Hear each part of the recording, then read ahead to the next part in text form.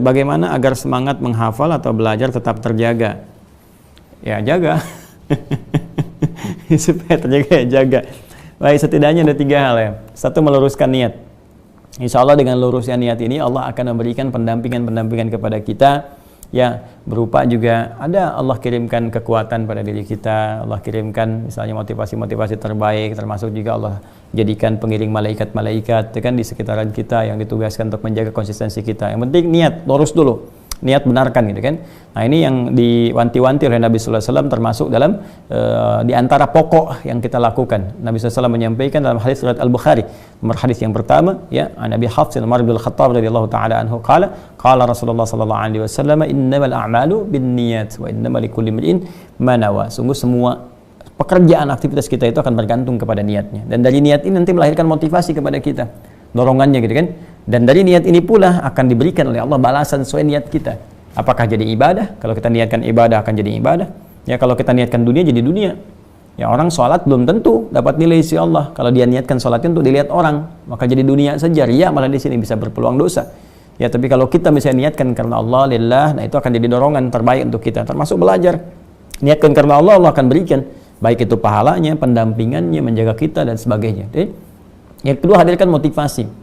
Ya, motivasi. Jadi untuk mencapai tujuan itu apa kemuliaan-kemuliaannya. Sama persis ini manhaj Al-Quran. Ketika Allah misalnya meminta kita untuk menunaikan sholat tahajud, Allah turunkan sebagai motivasi. Ini ya keutamaan tahajud ini. Misalnya ada 4 di Quran surah ke-17 ayat 79 sampai 81 kan. Tahajud itu bisa menjadikan bimbingan Allah hadir dalam hidup kita, mengawali pekerjaan. Tahajud memberikan bimbingan supaya keluar dari kesulitan. Tahajud mendatangkan pertolongan Allah Subhanahu wa taala gitu kan, dan turunan-turunan lainnya. Ya, kemudian ketika kita akan tahajud, tuliskan ya, misalnya di dinding ya, tempat kita misalnya tidur, di sampingnya ada dinding, kita bikin tuliskan, hey, kalau kamu tahajud dapat ini. Ketika miring ke kanan kita melihat, itu jadi motivasi untuk kita. Ya, Anda motivasi ingin menghafal Quran, apa tujuannya? Maka datangkan misalnya di situ, ini kemuliaan penghafal Quran ini, kecerdasan akan ditingkatkan oleh Allah, kemuliaan akan dijaga, di akhirat kita bisa memberikan mahkota pada kedua orang tua. Ini begitu dituliskan, itu memberikan semangat lebih. Dan terjaga kita untuk menghafal kembali, mengulang kembali. Dan nah, yang ketiga itu dengan takwa. Nah, takwa ini penjagaan yang terbaik, meluruskan niat, menghadirkan motivasi, meningkatkan takwa. Ya, takwa itu kan jelas teman-teman sekalian, arahnya bisa meningkatkan ibadah, jadi support dengan ibadah. Ya, ibadah itu bisa ada yang ritual nanti, ya, bisa meningkatkan sholatnya, sunnahnya, ya kan, bacaan Qurannya, puasanya, infaknya, dengan konteks itu, dan meninggalkan maksiat. Ini biasanya kalau maksiat ditinggalkan, motivasinya kuat untuk menunaikan kebaikan-kebaikan, termasuk kepada ilmu. Makanya di Quran itu antara takwa dengan ilmu itu disandingkan. Ya, seperti di akhir ayat 282 di surah Al-Baqarah. Jadi di penghujungnya paling kiri, paling bawah itu Allah menyampaikan wattaqullah wa yu'allimukumullah.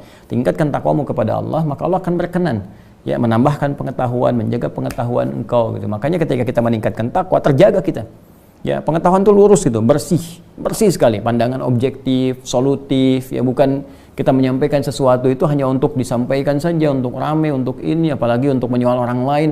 Ya, dan na'udzubillah kalau kita belajar, ternyata ilmu yang kita dapatkan itu dari pembelajaran hanya digunakan untuk mencela orang lain, atau menyoal orang lain, atau merasa paling benar gitu kan, maka di situ ada yang salah prosesnya. Ilmu itu membantu kita untuk meningkatkan kualitas ibadah, mendekatkan diri kepada Allah Subhanahu wa taala, dan membuat kita lebih baik dalam setiap tutur, dalam setiap tindakan kebaikan. Jadi kalau ada ilmu itu dapat, tapi kemudian dengan itu kontraproduktif dengan apa yang kita lakukan, ya, termasuk celaan, malah menjadikan banyak permusuhan, ya, menjadikan banyak perselisihan, artinya ada yang tidak berkah di dalamnya.